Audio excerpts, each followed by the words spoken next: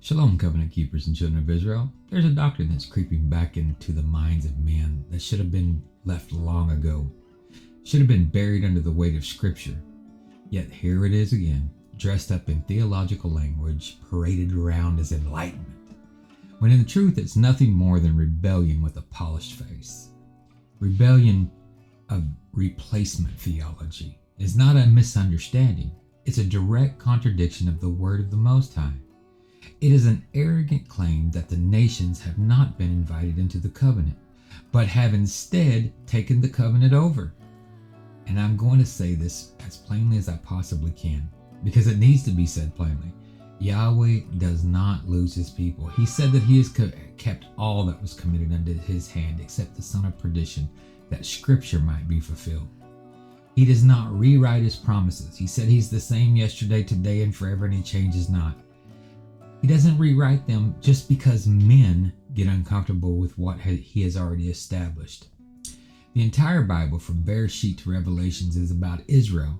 Not spiritualized Israel, not metaphorical Israel, not some redefined body of believers that erases lineage and covenant, but Israel, a real people chosen by YHVH, called out and set apart, and bound to him through covenant. The nations were never to focus of the covenant, but they were never excluded from it either. That is where so many have erred, because they cannot seem to hold both truths at the same time. Yahweh chose Israel, and through Israel he made a way for the nations to come near to him, not to replace them, not to overtake them, not to redefine them, but to join with them. This has always been the pattern. The mixed multitude that came out of Egypt did not become a new people. They were grafted in among Israel. The Torah was not rewritten for them. It was given to them as part of Israel. They did not receive a separate covenant. They came under the existing one. That pattern never changed, not with the prophets, not with the Messiah, not with the apostles. Yet now here we have men standing up claiming that somehow the nations have superseded Israel, that the covenant has been transferred, that the identity has been reassigned. Based on what? Really, based on what? Certainly not Scriptures, because the Scriptures never say such a thing. What they are really saying, whether they realize it or not, is that Yahweh failed to preserve his people, that his covenant with Abraham and Isaac and Jacob was conditional upon Israel's perfection rather than his faithfulness.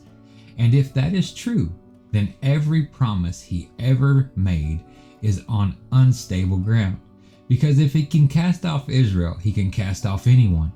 But that is not what he said. And he said, if the sun and the moon and the stars depart from their course, then Israel will cease from being a nation before him. Look up. Are they still there? Is the heaven still circling the earth? Is the earth still spinning? Did you step out on terra firma today? And when we come to the end of the matter, because men can argue theologically all day long, but the end reveals the truth. When the new Jerusalem descends, when the kingdom of Elohim is established in its fullness, there is no gate labeled the Gentile or the nations. There is no gate labeled for Christians only. There is no alternate entrance for those who believe they have formed some new chosen identity. There are only 12 gates, and over those gates are written the names of the 12 tribes of Israel. And there are angels standing there, not as decorations, but as guardians. That is not symbolism meant to be reinterpreted into something more palatable. That is declaration. If your name is not aligned with one of those gates, you are not entering. That should shake something loose in a man who has been taught otherwise, because it forces a question that most have never been able or even willing to ask. If there is no gate for a separate people, then where exactly do those who claim to have replaced Israel think they are going? Do they imagine Yahweh will open a 13th gate for their theology? Do they believe centuries of church tradition outweigh the word that was spoken and established from the beginning? And this is where we must speak plainly about the root of this deception. The same system that told men it had the authority to change the Sabbath is the system that told men they had replaced Israel.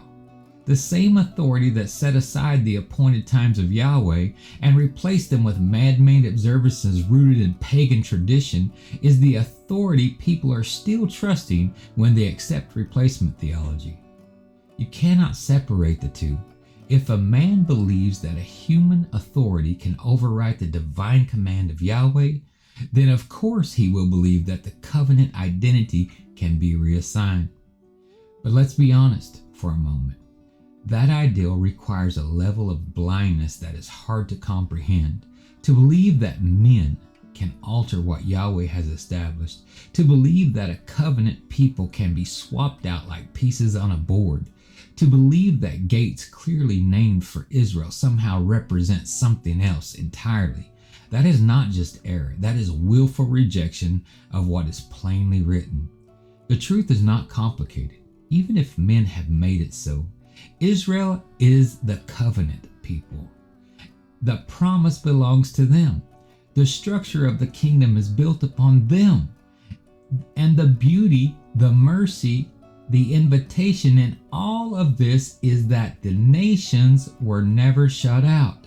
They were invited in, invited to join themselves to Israel, to take hold of the covenant, to walk in the ways of Yahweh alongside his people, not above them, not instead of them, but with them.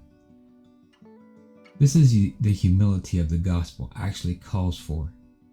And it is the very humility replacement theology rejects, because it is easier for men to believe they have been elevated than to accept that they must be joined. So to those who have been or are beginning to entertain the doctrine, hear this clearly. You are not stepping into deeper truth. You are stepping outside of it. You are not honoring Yahweh. You are accusing him of breaking his word. And you are not securing your place in the kingdom. You are aligning yourself with a lie that has no gate to enter through. There is still time to come back to what is written. There is still time to lay down tradition and to pick up the truth. But that requires something many are unwilling to give up. The ideal that they become something Yahweh never said they would be. You are never called to replace Israel. You are called to join her. Shalom, covenant keepers and children of Israel. This is James from Awaken to Torah. Have a blessed day.